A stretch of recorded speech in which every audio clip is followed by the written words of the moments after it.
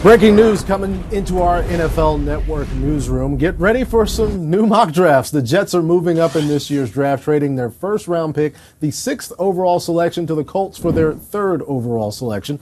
The Colts will also receive 2 second-round picks from the Jets in this year's draft. That would be the 37th and 49th overall selections, and another second-round pick in 2019. Let's go to the phones, bring in NFL Network insider Ian Rapoport for the latest on this trade. Ian, the Jets, do they like multiple quarterbacks going up to 3? Well, there's a couple of things we need to know here. First of all, the Jets talked to the Browns at number 1.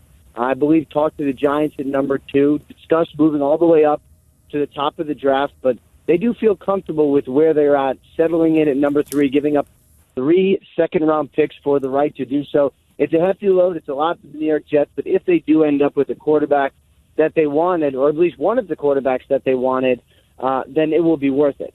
Clearly, the search for a franchise quarterback is something that teams would be willing to pay whatever for. The fact that the Jets didn't have to give up a first-round pick is something that is worth noting.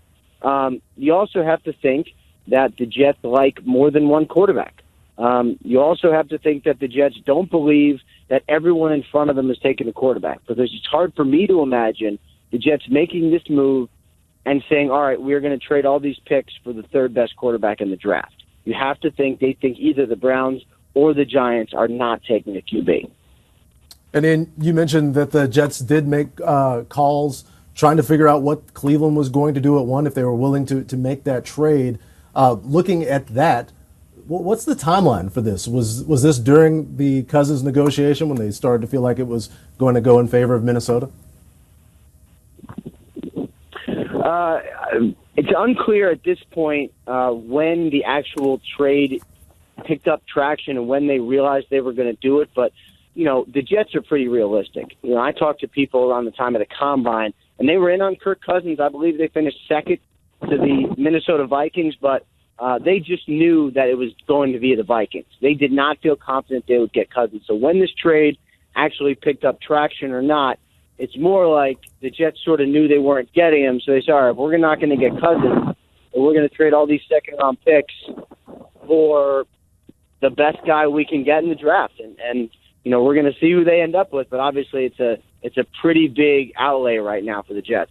Ian, you mentioned some of the difficulty in finding a quarterback room that would include, at the moment, Josh McCown, Teddy Bridgewater, Bryce Petty, Christian Hackenberg. What might the future look like for some of those guys with the Jets making this move? Because most people think you don't make this move if it's not a quarterback. Right. I mean, rarely do we see multiple draft picks going, up into the draft for not a quarterback. That just never happens.